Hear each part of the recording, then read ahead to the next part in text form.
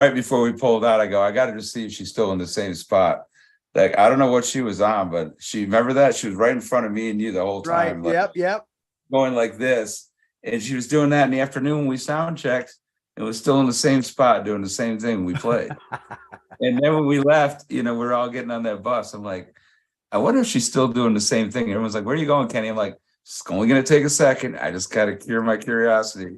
And wait, guys, listen. When we go to the show, it's just us talking, not Norwood and not Sheila. Who's going to say what? We'll wing it. We're going to wing it. Who was our last guest now? What was that thing, right? Oh, it's 5:30. We're on. They must be seeing us. Who was our last guest? I can't remember. Art's having a problem with getting us live, so we're not. We're. Oh, we are. Are we good? Yeah, something happened. So we are live. Yeah. So Dave, why don't you just do all of the stuff just to cover, because you got all the notes there and stuff. Yeah, we'll talk to. Who was our guest last show? These nuts.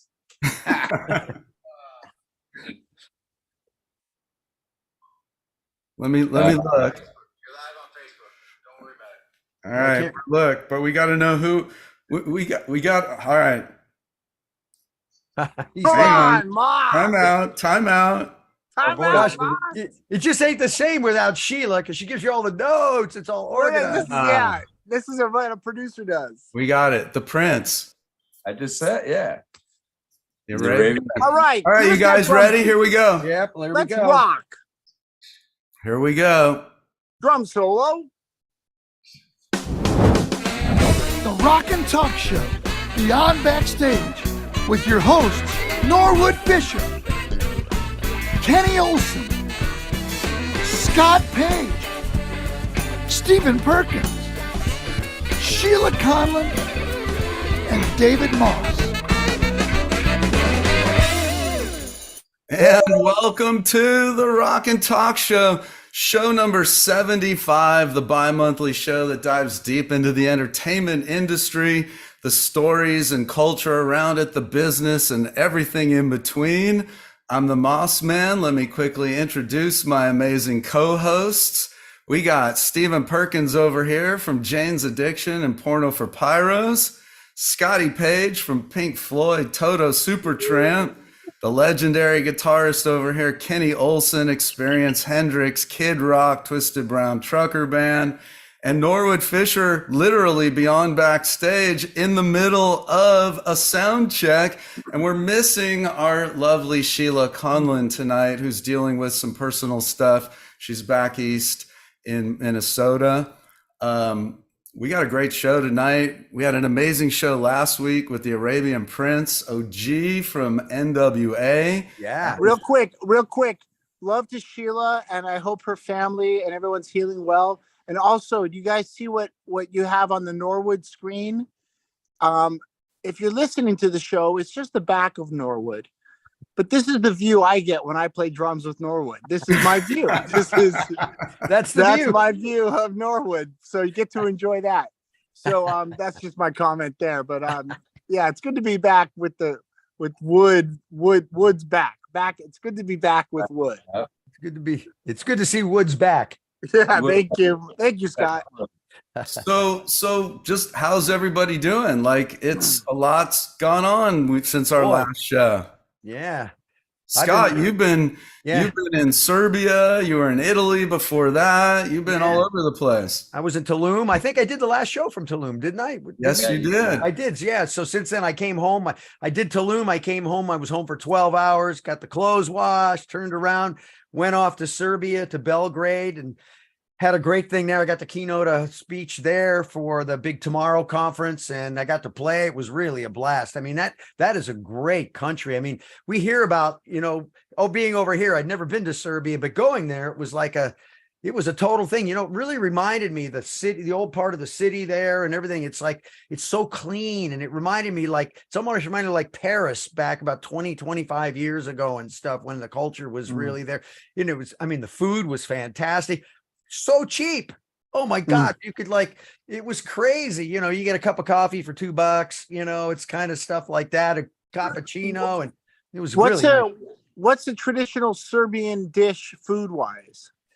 You know, I got to tell you, man. So one night we missed the dinner thing. We said, we got to get some food. And the guy, I said, any place, let's find a fast food place. So I thought he was going to take us to this, McDonald's or one of those kind of places. And he takes this little place, this little street where there's a handful of vendors.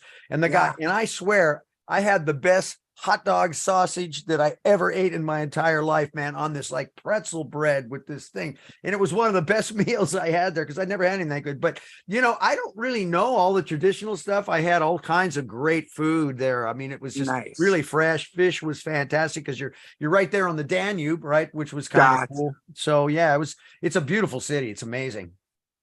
Awesome. Amazing. And then we got Norwood and Fishbone are out with Les Claypool right now. How amazing is that? Wow.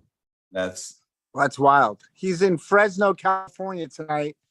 And I mean, like you, Kenny, and probably Scott and David Moss, Fishbone and Primus are similar in the sense that people like very interested in music and musicians that make that type of music. Yeah. And the musicians that make that music are so dedicated, they don't vary from it very far.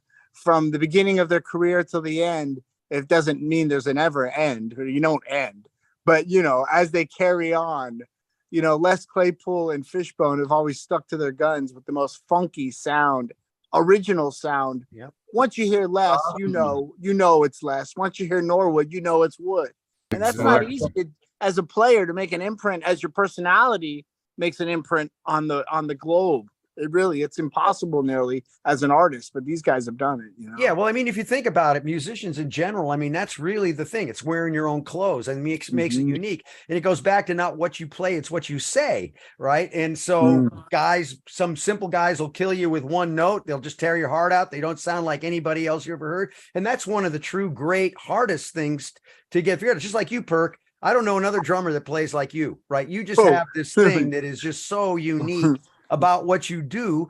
And I played with a lot of drummers, but I'm telling you, man, it's different, right? And that's where it really gets great when you have that close. And Norwood's the same way. Kenny, I mean, that's the beauty of this, is really trying to figure out how to be different, right? That's the thing. I mean, well, Kenny, when you plug in, it's a warm, it's electrifying. It's definitely sonically electric, but it's also warm and embracing. And that's like a guitar player can really kind of bite and ruin things with their tone. And a lot of players that have fingers don't understand the tone is half the battle to win over everybody's ears. It's not what you play with your fingers. It's what the delivery, of what guitar you play, which pickup, how you set your amp. Did you start that as a young age playing with gear, or did you realize it as you were on stage that you had to figure that out quickly? How'd that go? No, I was really blessed at a young age because, I got comfortable learning how to play, taking my old Fender Mustang from the 60s and plugging it into a 65 Princeton. And then one of the first overdrive pedals I had was one of those old Tube Screamers that they had out in the late 70s and early 80s. And it was just, I got used to just finding that tone within here and dynamically and through the instrument. And instead of having all that over, I don't know, you could be more dynamic. The closer you are to your direct tone to the amp, the closer you are. I don't know. I just, well, absolutely. That's the thing. You're exactly connected to your tone. You don't have a large amp, a bunch of speakers, and a lot of wattage. You just have the right amount for the job. You can't find your own voice. And I mean, there's those players. The biggest blessing is for someone to hear another guitar player playing and know that it's that guitar player and finding that tone that works for you. But if it's too over processed and too over like that, it just turns into stunt guitar and not a warmth to the ear where the song. I think my favorite guitar players play to the song, even if they know they could do way more to it. But the fact that it's not a discipline thing. It's just they're inclined to feel it and just want to play and they're singing with that instrument and just be part of it, or if they want to creep it out or groove it or get funky or whatever. But how to make the mood swing with the song and not try to be all about someone going, you know. Well, absolutely. I mean, you think about the Edge with U2, what an unusual player he would be without his gear, but with his gear, he's the most unusual player you can think of. But it's a process to get to his sound, and it's amazing. Like you said, if you can have a sound in the music business, so to speak, if you want to call it a business, in the music, in the scenery, it's so interesting because I think, when I was playing, I remember some guy called me, my music buddy, Danny Sawyer, calls me and says, dude, you got to go check this album out. It's called First Flight. It's by this saxophone player named David Sanborn. Right. So I remember going to Tower Records and I bringing the record home. I put that on. I said, I'm never playing alto again. He had completely redefined, same saxophone mouthpiece, completely redefined the sound. And I knew at that moment that everybody was going to chase that sound because it was so unique.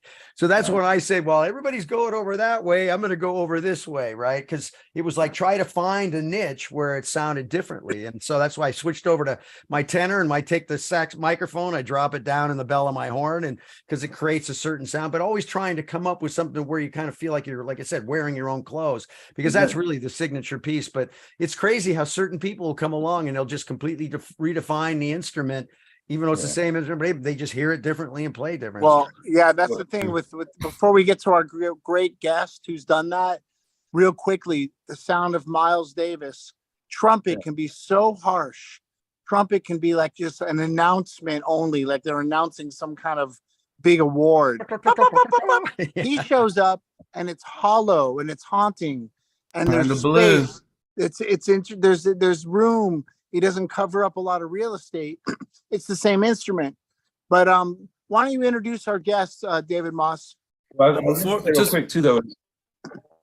Real quick, there with some of those even like vintage pedals and like delays and stuff, and like trumpet players, like Scott knows all about the invention of the wah-wah, where these kind of effects are like even like the Edge, where they use that as its own instrument as well. It's different when someone creates their own sound with that, because I have respect for that too.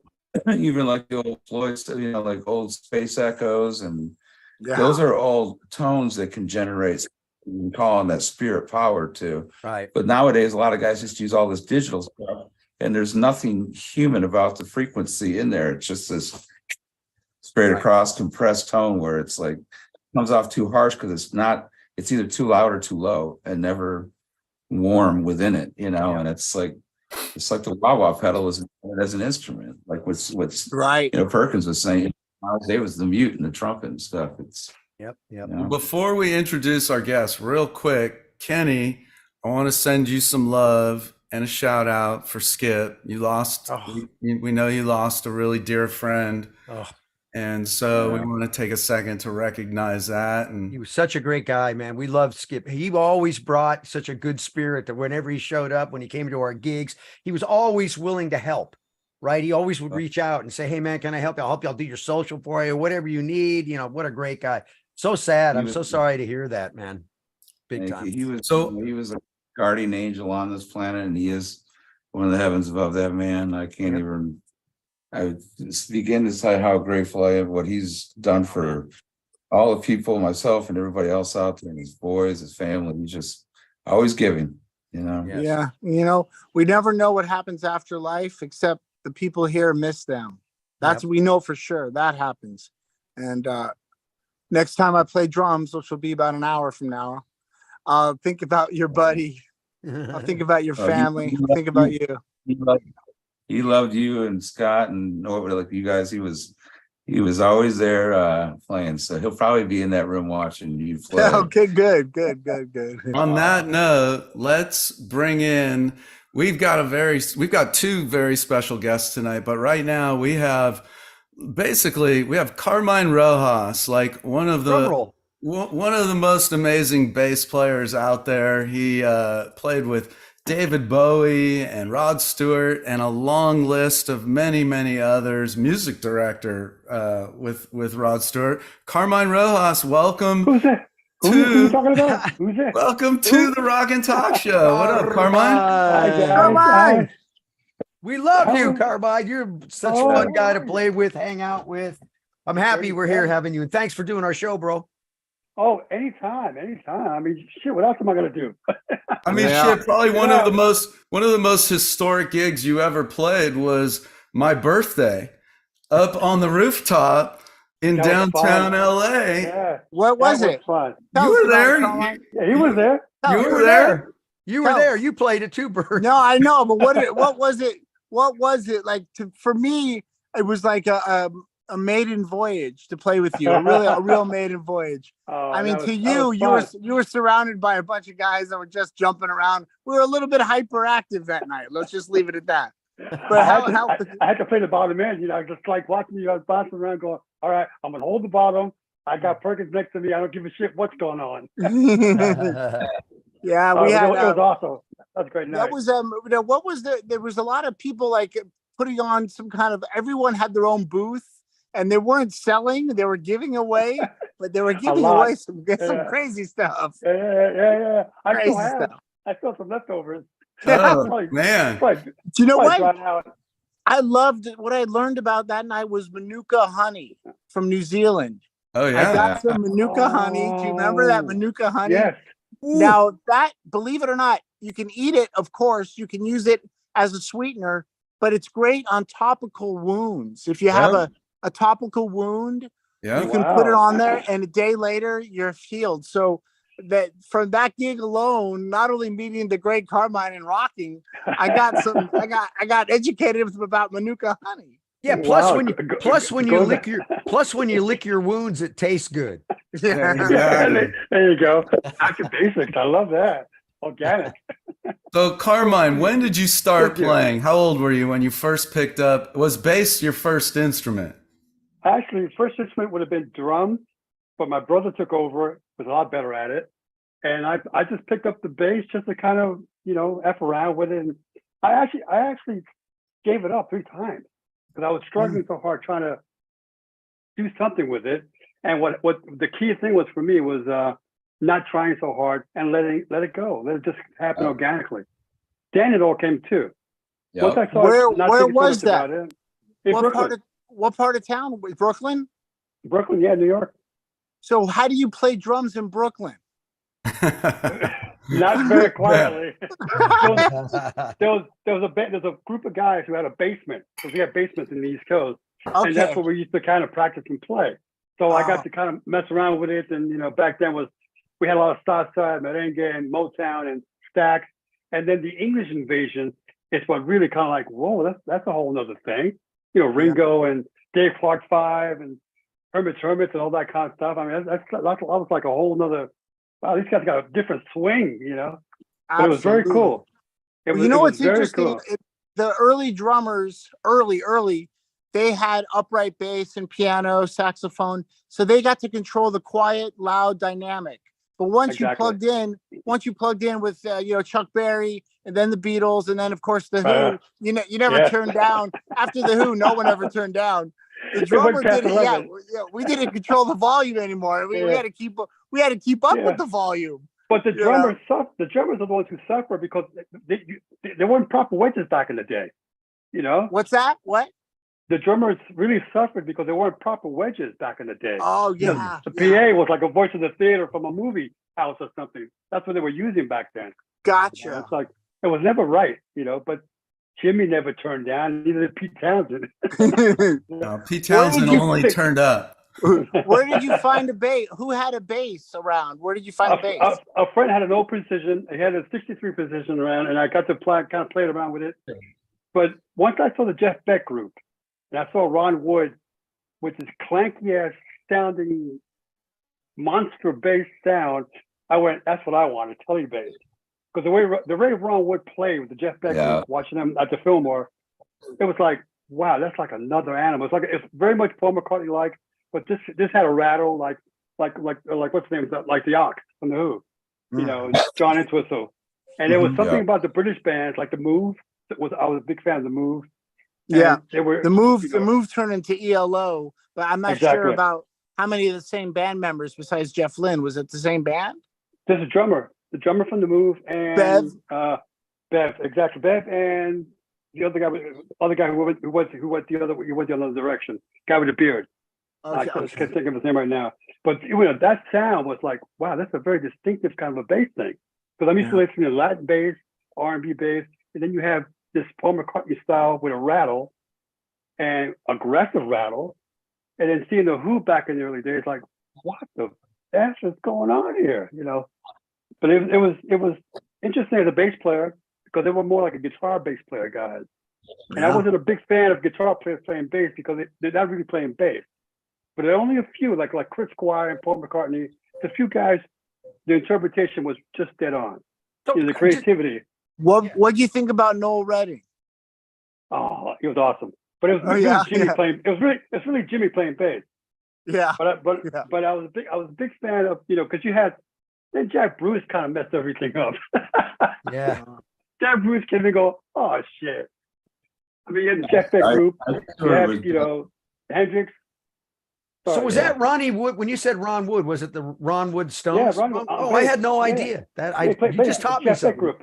And Rod Stewart was there too at the time, right? The lead singer. Yeah. Very shy, but Woody was just an aggressive, very melodic, very beautiful melodies. Wow. Woody was very creative. Awesome. That's first album. That's very cool that you're saying, because I was thinking because I've got a chance to play with Billy Cox and Mitch and a lot of those guys through the years on tour. But you were talking about this album with Rod Stewart, and it's like at a young age being turned on to that. And then later on, it's such an amazing feeling where you pinch yourself where you're all of a sudden working with Rod Stewart and somebody that you were inspired by at a young age is such an amazing blessing that I don't even know how to, and it's like on our own journey, but it's like you, and then the work that you did with David Bowie. I'm gonna tell a little people about your discography is incredible. I was in a group. I was in a lucky place, and I was talented enough to jump in when I had. Isn't it interesting how young rock and roll really is? It's not that old. No, it's not that old. No. Really, man. It's like you got to play with our hero Scott Page. Started with Seals and Crofts. Right. Did you wear a hat? I have my little Jimmy hat on. Yeah, it's so funny. David Bowie stuff too. A lot. Let's Dance and Blue Jean, and here you got David Bowie and Stevie Ray Vaughan and Carlos, all these guys that. Alamo, yeah, and I was a fan. I mean, I saw them. I saw the Diamond Dogs tour, and I saw the White Lights tour. Living in Philadelphia, so I was already a fan from Ziggy days. This guy just kept changing every album. Aladdin Sane, I'm going, what's wrong with this fucking guy? You don't stay in one place, but it was always interesting. It always catch you thinking, going, wow, that's really you play with a lot interesting songwriting. East Coast buddy, like Bernard, Stevie Salas, and all those guys I know you work with, and those are all my good friends. Stevie's up on the East Coast. Stevie's on the West Coast, but Bernard. Fowler and Tony Thompson and Steve's from San Diego. I know Steve. Real quick, talk about Tony Thompson because a lot of drummers don't talk about him as much as we should, and he's not on the earth now, but he's an earthly motherfucker. But what did that feel like to play with the guy with that kind of bomb power? I'll give you this is going to be really funny because we were kids in LaBelle. LaBelle had a band. We were whatever the band had in the East Coast LaBelle, it was always someone turn out to be doing great things. So Tony was a kid, Omar King was a kid, I was a kid, Eddie Martinez from Robert Palmer was a kid. We were all in the same band. Wow. So as kids growing up, and Nona Hendrix and LaBelle could see the talent in us. And joining LaBelle, you didn't join an R&B band, you joined a glam rock, R&B, funk, everything was combined in LaBelle. She was really the first one out the box to do rock live on stage and do a theater stuff too. Wow. It's 1973, so this is Bowie, glam rock, rocky music, and here's LaBelle, a black artist that's doing way out, on the other side of the planet. With Tony, he always had the foot. He always had that big foot, and he was very much Tony Williams style. That's what he was growing up to be. Tony Williams and John Bonham. So you Yeah. got those two combinations, and Tony himself with his heart. You know, we listened to Power Station and the stuff he did on the Left Dance album, on Cat People. Tony's playing live on Cat People. The track on the album Left Dance. Yeah. Tony, you really hear Tony because we did it live, one take. Wow. Okay. Cat I'm gonna People on go. that album. I'm gonna go visit that afterwards. Yeah, Now, me too. was there? Because I'm a big Babatunde, Alatunji, Fela Kuti. Oh, Tuesday. I listen to that right before I go do a Wow. rock session. I'll listen to a bunch of African music, and because You I have don't to. want to listen to AC/DC before I do a rock session. I want to listen to some African stuff. And what did you hear? I don't know what did he listen to? Do you have any idea about what his record collection was? His record collection was R&B stuff, all the early English stuff like Spooky Tunes and Traffic, because we were listening to the same thing. Jim Gordon. Yeah, Traffic. Yeah, we were listening to all that late 68, 69, 70 stuff. Gotcha. And we would go to the Fillmore, including Vernon Reed. As kids, we would all go to the same shows. We all knew each other by the big fros. What? So you could spot us at the Fillmore going, that must be Tony or Vernon or something, or Ronnie Drayton or something. But you can spot us. You can spot us in the venue all the time. But we were there. Have you talked to Charlie Drayton recently? I haven't seen him in years. Oh, I love that guy. One. He's another one. He's My love. talented. Yeah, completely talented. Yeah. Playing drums and bass, he's just like, you Yeah, know. he was. We knew him as a kid because they were like the two generations behind us, or one generation behind us, and he used to follow us around with LaBelle because we were like kind of like the new rock, funk, R&B thing in New York City. So Charlie was a kid, but his dad was a contractor, so we knew his dad very well. Yeah. So I got a question. You said you quit the bass. You quit like 3 times. How did you get into David Bowie's band? How did that happen? For a guy that quit the bass 3 times, and next thing you know, he's in David Bowie's band. Well, I have a long history in the 70s with a lot of big bands like Baby Grand and Nona Hendrix opening for Peter Gabriel's first tour. I mean, I did a lot in the 70s and progressed into prog band like Nectar. I moved to Germany with them before Bowie. I lived in Germany with Nectar for a lot of years, doing prog band stuff and living in Frankfurt for 3 years. And that opened me up playing keyboards and prog stuff and opened my head was like this, you know. And then when I came back to America in '82, I joined Nona's band, and she had a killer band with Omar and Ronnie Drayton and Raymond Jones, and you have all the big names in the band. And I knew already we were already big fans of Bowie, but that Bowie thing didn't happen until '83. But I was already doing a lot of rock stuff, combination prog and R&B, because I just like doing a lot of different things. I'm not a one trick, you know. I'm never going to be a one trick pony. It's like I'm inspired to do this. I'm going to mix it with this. If I can mix stuff, I'm in. If I can mix African with Polish music, I'm in. You know? Yeah, I love that. You know, that's one thing I notice about you, Carmine, is, I mean, you really are prepared. You always get really prepared. You do your homework, you get your stuff. Some guys, they just kind of walk in and they do it, but you're always like really want to take it and figure it out, get it figured out, you know, so that's. Well, I just, you know, I mean, the hit and miss thing, it's cool, but it's always good to be prepared and in a respectful way. Yeah, I mean, you're doing somebody else's song, so be respectful of the artist or whatever it is. The gig's going to come up, and if they like you, they like you. They don't, they don't, and you just keep moving on. Right. But those, you know, staying doing one thing, it's not healthy. Like all of us do. We play all different kinds of music, and we fall in love all over again. Yeah. Now, real quickly, as a drummer, everyone thinks that what's the hardest thing to do? To me, it's the extra slow ballad. It's not the hardest thing to do, but sometimes you got to really take a breath in the middle of a show and go, okay, what's the proper tempo to make this really effective? Yeah. What that's for me, that's like slow down my heart and get into the right tempo when it's extra slow. What to you is the hardest moment in a show that you're like, as a bass player, like, okay, this is going to be the moment I got to like do it. Yeah, it's the ballads are very difficult because you have to breathe as a bass player for full notes, and getting comfortable playing one note, having the patience, and you know, just staying there. It's like reggae, you know, they're big notes, fat notes, and it's breathing and the air that moves in between everything, and you're playing with all. You have to be in conscious of everything around you too.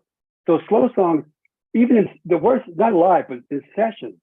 Getting to do slow tempo stuff, that's really complicated. It is. You I know, mean, like that, with all that ballad. space between one Yeah. note and the next note where Yeah. it's gonna You know what? And that, hard. I had a funny, great moment when I got to sit in with Steel Pulse. They had 20 drummers sit in There on you 40 go. songs. But at that moment, I realized I don't know how to play reggae correctly because, you know, You got, yeah, less is more. Less, you less got is more. amazing ways, Steve, though, of presenting yourself in whatever kind, whether it's reggae or rock. You bring such a beautiful oh, style. thank thanks, man. Yeah, Yeah, we you know, but we all it's, try to. yeah, Carmine, when did you so like are you on you're on the West Coast now, right? Yeah, I'm living in When did you end up going from the East Coast to like Cali, like when you were like, I mean, we're talking about like Salas, like he was in San Diego, I think originally. Yeah. When did you move to California and start working with a lot of those guys out there? Well, the first time I came out in '73 to try to locate my father, because he was he's never been a real stay-home dad or whatever. He's always got somebody who disappeared. But I always would try and locate him. He lived in Los Angeles. But I came over here with LaBelle in '73 for the first time and thought it was beautiful here. The palm trees and the sun shining. And it was like everybody was kind of at ease. There was less traffic, wasn't so much traffic. But working with everyone, I changed my mind. And by '94, I ended up moving to California. I didn't trust everybody here because it all seemed kind of fake and you couldn't really grab on to stuff, which you still can't. Yeah. So, you know, if I go back to New York, I'm like, I can hug trees. I can hug, you know, I feel like, you know, things are earthy there. But here, the things are always floating around consistently. So it's always hard to very fluid, you know, fluid vibe. Very fluid, which is good, but you have to learn how to swim through it. Yeah. You know, and still be real to yourself and not lose yourself as much as possible. But by hanging with you guys, it makes it easier because you can be yourself, you know, and we could be fluid all together. Yeah. Well, you know, the AI is thanking you for all your tracks so that it can figure out how to play just like you. There you So go. you don't have to worry about playing anymore. It'll cover it for you. But you know what? I was talking about LA with somebody, and what's cool is there's a collection of what the people we're looking at right now. We miss you, Kenny. You got to come back. But I know. There's also people like Dave Moss and Sheila that just love the business, but don't play an instrument or don't use the camera. But there's so many people in LA that love the business and they just want to help. They want to help rock and roll. They want to help movie business. They want to get involved. It's like, you know, it's a love affair. You can't, it's like, how many people love the dental industry? Not too many, you know? It's like, this is such a great love affair. The city's got a lot of hate, of course, a lot of jealousy, envy, and it's very competitive, but there's such a great love affair with everybody. I saw a little, I didn't get to see the whole thing, but I saw about the first 30 minutes of that movie Babylon. I was on a plane. And the first 30 minutes was like, oh, this is gonna be good. We landed. I was like, damn, keep me in the air. But just it reminds me of like the love affair with Hollywood and the music business and the entertainment business. And we're so lucky to be like one of the players in it, you know? Yeah, still alive to do what we do comfortably and realistically. How There's about all always the going to be people hanging out. Yeah, there's always going to be people hanging out, and you just got to weed through them going, okay, let me watch out for that. Exactly. And we all don't hang like we used to hang. I mean, you know, things have changed. That dark crowd is still there. Yeah, I know. They hang. We hang. They're the hang gliders. Yeah, exactly. I want to go back. I want to go back to Stevie Ray Vaughan and David Bowie because I never realized until today that Stevie Ray Vaughan was the guitarist on Let's Dance and a couple of those other songs. Was he? How did that happen? Was he live in the studio, or were you guys all together? We cut the track separately, and we made it. Actually, it was pretty naked because it was just keyboards, guitar, bass, and drums. So it was pretty raw. And we were all kind of like going, which way is this thing going, whatever. Because I mean, later on, 2 months later, I got to hear the horns and vocals or whatever. I heard none of that stuff. It was very raw, and it was Dave dictating which what he wanted, and he kept the mistakes. And we did 1 or 2 takes, and they were like, in 5 days, we cut the 8 songs or whatever it is on the album. Wow. I've done all of them except for one, and it was, and even when we were done, we were thinking, what kind of album is this going to be? Because you just never know with David. You never know with David. But he knows. He's got a glimpse of something. But to put Albert King style guitar player on that kind of track, which is who I think originally he wanted, but couldn't get, Stevie Ray was the perfect guy to have it. Wow, So again, blues guitar player against a dance track or semi-dance track is about boxing. Let's dance, basically. Yeah. I mean, the metaphor of it. He was a fucking genius. Yeah. I'm sorry. Well, People will knock the album, but you know what? When you get to listen to it, go, wait a minute, there's a whole other thing. When you get inside, like a song called Ricochet and Criminal World, there's stuff in there going, wait a minute. And we did it 1 or 2 takes. It wouldn't have been any, I don't know, it could have been better or it could have been, we'll never know, but it is what it is. And that's what what's great about with the Stevie Ray Vaughan imprint, with the Texas blues and more Memphis blues, they use their hips. They swing their hips. They dance. I mean, it's like, and he's got that. And he's such a swinging. But you said it was raw and there wasn't much to grab onto, or there was no anchor. Yeah. Well, but for him, a rhythm section. Right. For him, he needed it naked. Yeah. Because he's not he wasn't really a session player, and it wasn't a 1-4-5 changes. No. But when you make him naked, you can hear the 1-4-5 kind of changes in it. That's right. And it was a lot easier for him. We just did the foundation, and he just went for it. The overdubs, he just like blasting through it. But he was the real deal. Yeah, the real deal. Yeah, I think Chris and Tommy, I remember I toured with the Double Trouble guys on the Hendrix tours, and remember them talking about, I think, it's even written in publications that like Stevie was playing a party that Mick and Keith had him come in and play, and David's playing at that party, and that was part of the inspiration. It was Keith Richards who told David to go check this guy out because David was living in Switzerland, to go over there and in Montreal and go, if he's in town, go check him out. And he did in the summer of 82. Because we started tracking Let's Dance in January of 83. Yeah, what I found what I found with Bowie, what he would do is he would use what today is, I think, one of the great tools for marketing and everything else is skewed opposite. So you think this, and then you're going to mash this. You're saying those two things aren't going to come together. And when you mash them together, it creates something that's unique, right? So he was really good at that, the way he mashed different kinds of genre things together to create something. He'll take a mistake or something, and you want to overdub and clean it. He'll say, no, leave it. He'll take the mistake and sing a vocal over it, so it links it correctly. Amazing. So and take something out. Like the bass goes a half step wrong or something, or guitar half step wrong. He'll vocally go down with that and make everybody else go that way. So it was very clever. It's very open that way.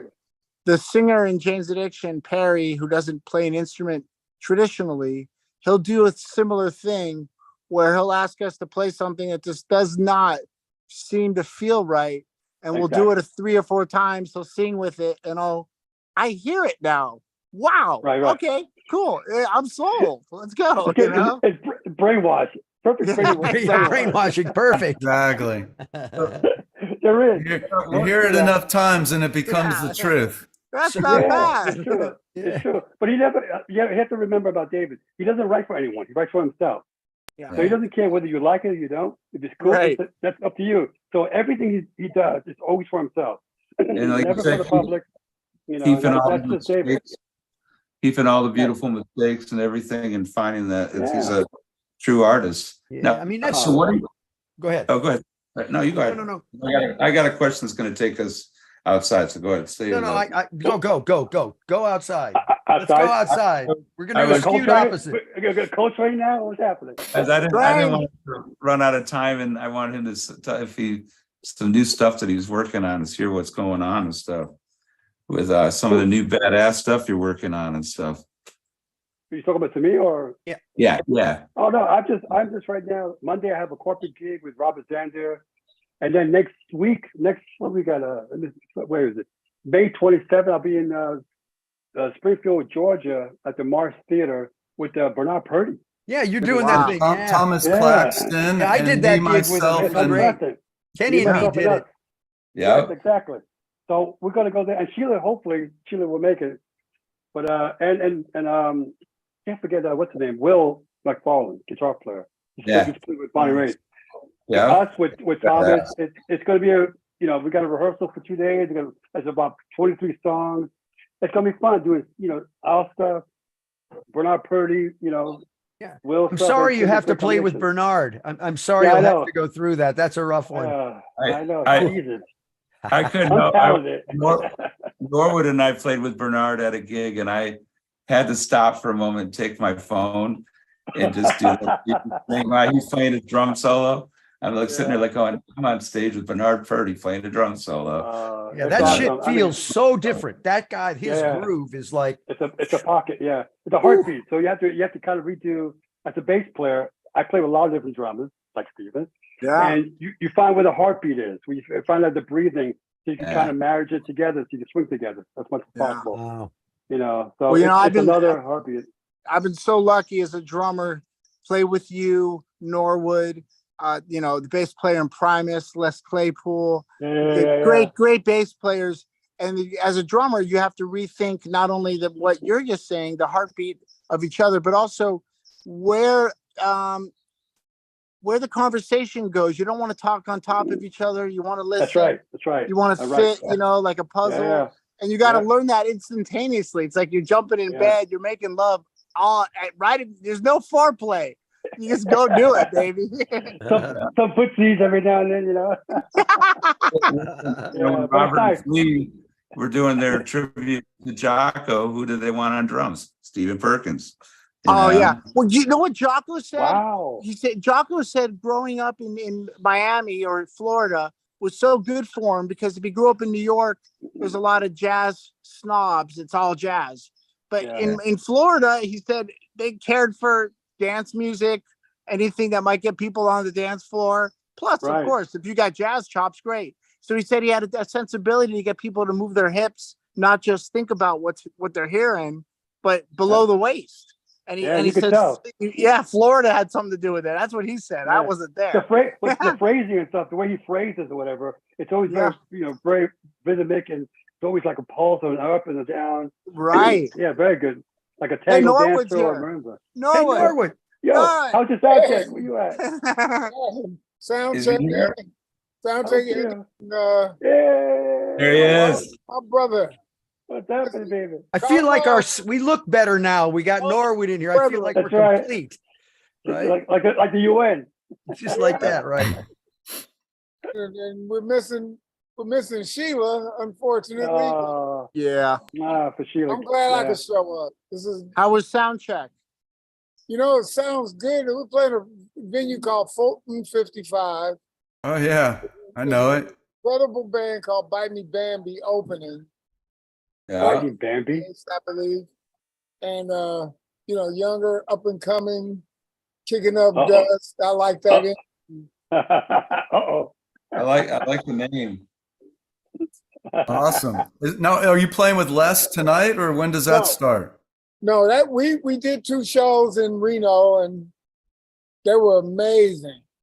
Yeah. Wow, tell us about it. Wait, our friend Harry Rogers is in the band. Oh, nice. Awesome. I was surprised to see him. But Mike Dillon and Paolo Baldi, who are both friends of mine, and he's got Sean Lennon on deck. Wow. So it's and the man is such a mean, nicest guys on the planet. That's amazing. Amazing. I mean, Mike Dillon. I've done a couple shows where we did the drum off, and it's just incredible what a musical like xylophone or marimba, whatever he's attacking. It's musical, but it's violent. It's like unbelievable. He got the punk rock spirit. Yeah. He keeps it alive. But like he's the guy that bridges like Thelonious Monk, Fela Kuti. Yeah. Right. And Gigi Allen to a certain extent. Gary Burton. Bodily fluids part, but he probably could go there. You know what our good friend Mike Watt, the bass player, says if you're playing with Gigi Allen, bring your own microphone. Yeah, you can't say that Thelonious Monk or G.G. Allen don't do anything I wouldn't do tonight. Well, you So guys hey, Norwood, how Go long have ahead, you Scott. known? How long have you known Carmine? Have you guys been buddies? Have you known? each other? Yeah, a long time. Yeah, Yeah. was it like 2006 when we Earlier. earlier? Might have been 2001 or something. Yeah. Right. Yeah, we had the same friends. We kept in contact, kept crisscrossing each other. Yeah, mutual friend Jimmy Sloan. Really, Jimmy Slow, that's right. you know. He actually helped us to hang out and be knuckleheads together. Yeah. Well, you guys, right now we're at the point where we're in the last Uh-oh. 15 minutes of the show, and we're Uh-oh. going to bring in another guest. She's a dear friend of mine. I actually met her years ago at a benefit for Richie Hayward, the drummer from Little Feat. Love As Richie. Richie was going through his cancer, there were a couple of benefits, and Amilia K Spicer right here. Welcome to the Rock and Talk Show. I was Hi, just saying Amelia. how we first met at, I think it was at Richie's benefit. Wow. Yeah, it was. And in fact, so many of the people that I met through Richie is like, I'm still, even if I only saw them once or one of those fundraisers, it's like a very deep connection, Yeah. Feels like Yeah. a life. I'm happy to meet you. I'm Steven. I'm a drummer. Hi, Steven. Did you play? Did you get to play anything with him? Yeah. You Yes, I did? Wow, did. that must have felt so good. Yeah. Carmine, did you play Yeah. with him too? Yeah, we did. We were actually on tour with the Little Feat in '78 with the Baby Grand '76 group called Baby Grand. I was feeling like we were on tour with them, and Wow. it was like, wow, something went backwards for a second. What happened? He Yeah. could turn stuff around, and Big it was time. just his pocket, his feel, and so we ended up jamming in Rochester at this club, and I was like, wow, what a way to start a one. It's like it's Yeah. on two. Like you Yeah. go one, you count it off, and band comes in on two. Go, whoa, what's happened? Yeah, he had Oh, some what a great really drummer. sneaky moves, man. It's Yeah, like, where is sneaky, that a coming lot. from? Where is that little, New Orleans. It's like New Orleans and kind New of Orleans thing, African New yeah. Orleans. right, Yeah, right. beautiful. And Yeah, I used to love Amelia, playing have with you ever- Richie.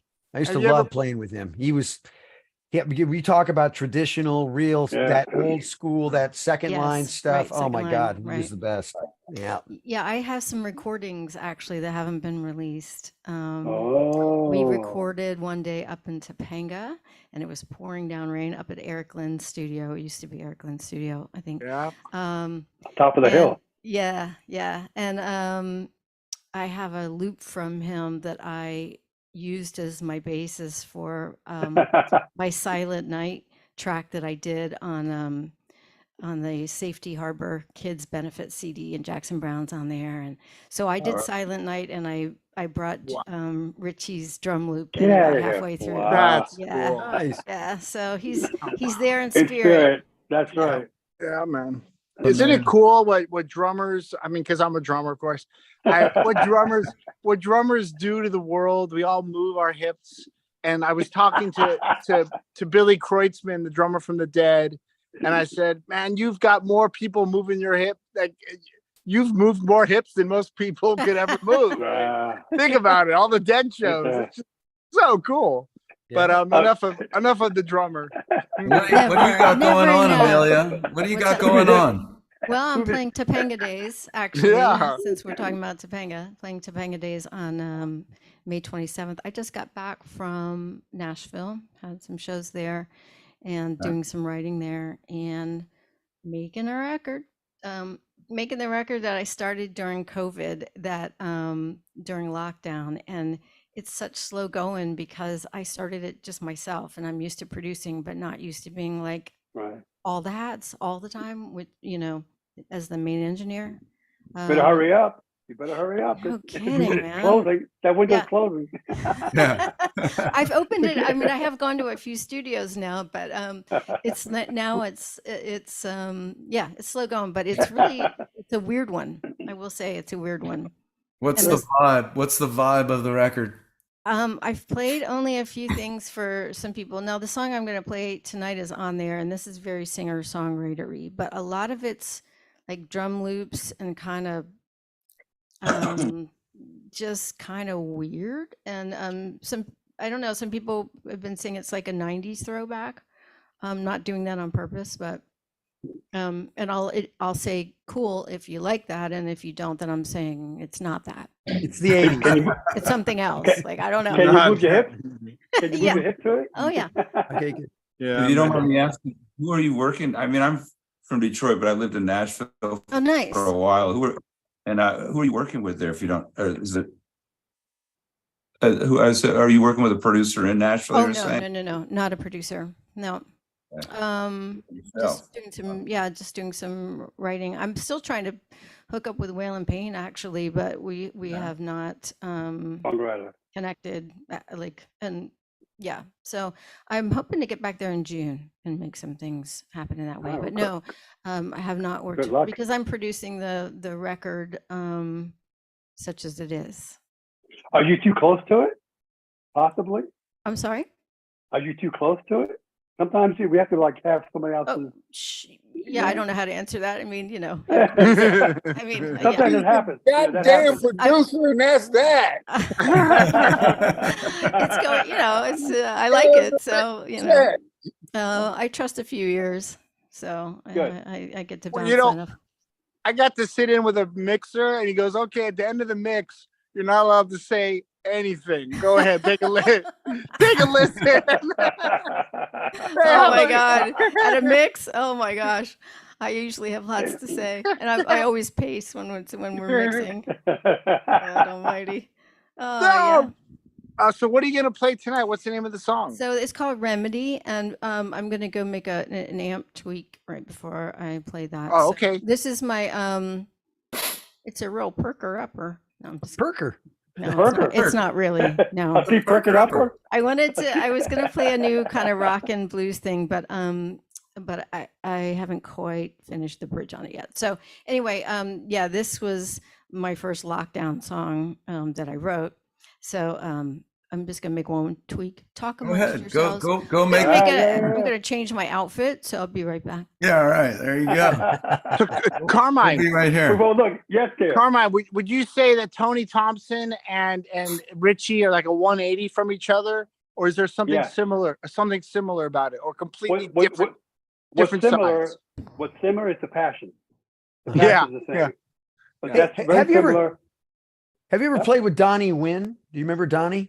I love Donnie Wynn. Donnie Wynn was another one of the most unique drummers Yeah. that I Oh, ever Yeah, yeah. heard. For a long time. Yeah, I used to play with him with a guy named Michael Smotherman back in the day, and Wynn was cool. He did those power. He was in Power Station, right? Wasn't it? Or He was at Robert Palmer. Robert Palmer? Yeah, that's Oh, right. okay. Yeah. With Eddie or whatever. Yeah, exactly. But Really Donnie Wynn's different another drummer. one. Really Yeah. different drummer. Yeah, That's very nice. creative. All right, If you we're work- back. if- We're back Here we to go. Amelia. Here you go. We're gonna Woo, woo.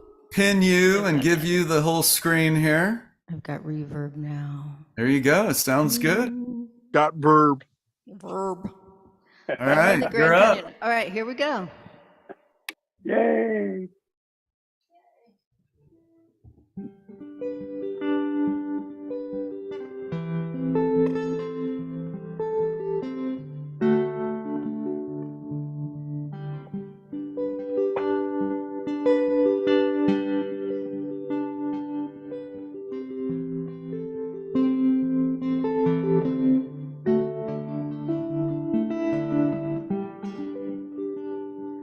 Oh, Remedy,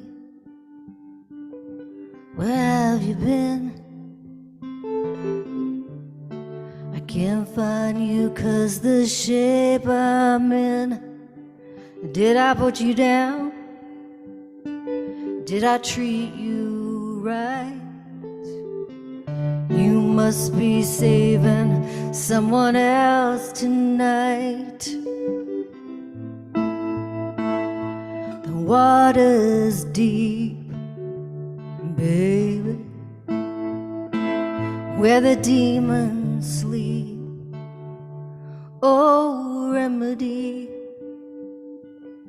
did you forget the promise made the day we met? You would settle things. I have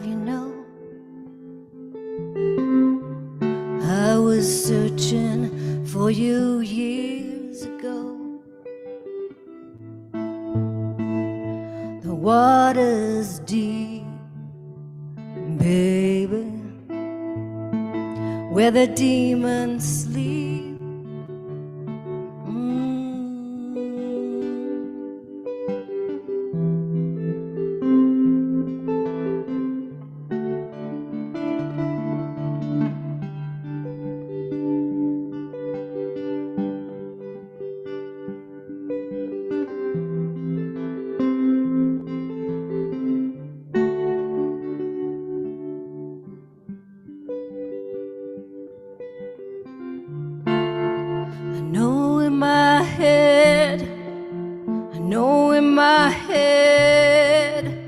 Things will get better.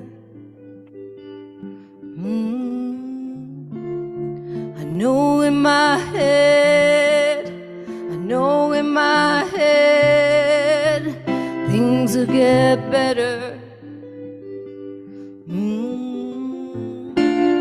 I know in my head, I know in my head, things will get better.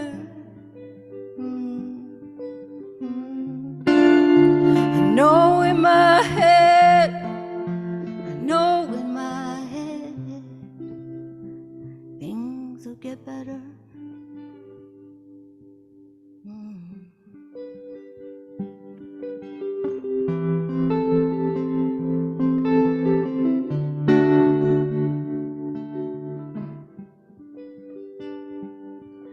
Oh, remedy, my remedy, remedy.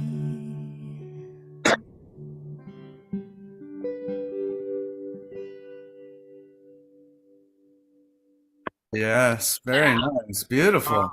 Yeah. Wow. Yeah. Okay. I love that Lovely guitar part. tone too. That Oh, guitar thank tone you. was Yeah. great.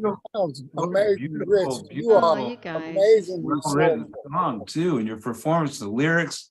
Wow, that was heavy. That Thank was you. cool. Serious. Really appreciate Wow. that. Thank you. That's Yeah, like my- it was enchanting. I was enchanted. Oh, thanks. I want Very to. nice. I want to Uh, put this on let's that. all go out for a beer. Come on. Exactly. Come on. Exactly. Let's go in. Let's go in for a Let me know if you tequila. want me to come play some- Okay, I'll do some Tequila. tequila, sure. Amazing.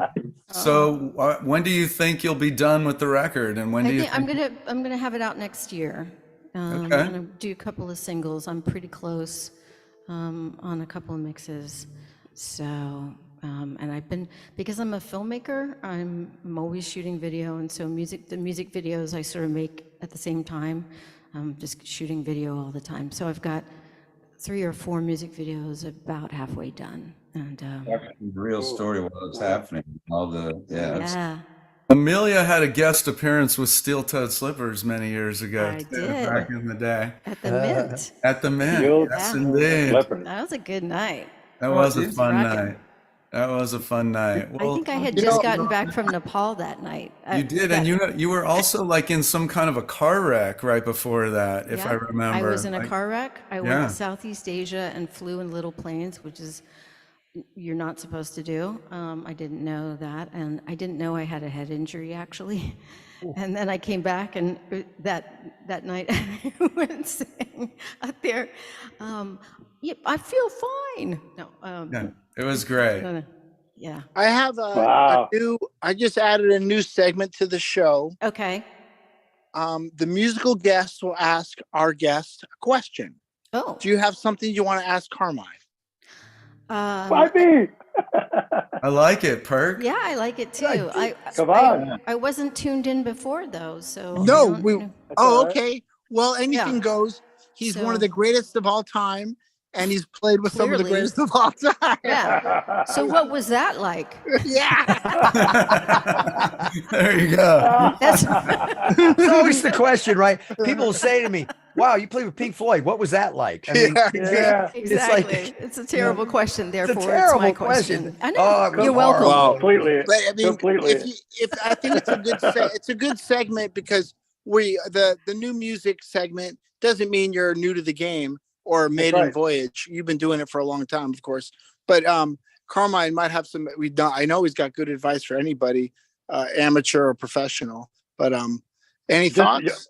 Yes, I mean, not much for her. I mean, she's actually very talented. The voicing of the guitars and everything. I mean, that's a nice surprise. That's actually really a pleasure. Oh my God. Because we hear a lot of shit all the time that we think is shit, but others may like that. But no, man, just fucking keep rapping that. Keep battling. Keep fighting like we did. We did that shit. Okay, you're all hired. Can we all? I want to make music with you. I want to play on that. That song was like, I just went somewhere else. And that it was very hypnotic. It was beautiful. Yeah. I appreciate that. Yep. Especially coming from y'all. Thank you. Listen, we are at the end of the show. Amelia, where do people find you and your music? Well, you can find me on the website, amiliakspicer.com, and I'm on all the Spotify's. I'm on Facebook page. There are lots of links there to my link tree, so you can go to my music page on Facebook or Instagram and find me. Cool. Track me down. So great to meet you guys. What a pleasure. Thank you. Thank you for joining us tonight. Yeah. What a pleasure and a treat, Amelia. Thank you. We need more of your this. face. I know, right? Yeah. Right? All right. I'm telling you. We Let's need all more of meet up. this. Yeah. Hey, have a need great more. show, Norwood. Have a great night. Tell everybody buddy. you said hello. Yeah. Go with. And don't do anything I wouldn't do. We've been rocking the lobster pretty hard, bro. Well, you guys don't leave just yet. Don't forget, 2 weeks we'll have another amazing show. Just again, thank you, Carmine. Thank you, You're welcome, Amelia. guys. Anytime. You guys don't leave. Don't leave. See you next time on the Rock and Talk Show Beyond Backstage with your hosts Norwood Fisher, Kenny Olson, Scott Page, Stephen Perkins, Sheila Conlon, and David Moss. Executive producers Sheila Conlon and David Moss. Producer and director Eric Lloyd. Assistant producer and creative director Mark Armentano. Editor Graham Cooper. Theme music by ThinkX. Powered by JBL and AKG. Artist Relations TPI Films. Special thanks to From the Earth, ThinkX, The Conlon Company, and Mac. Check us out on YouTube/The Rock and Talk Show, Facebook and Instagram at The Rock and Talk Show. And there you have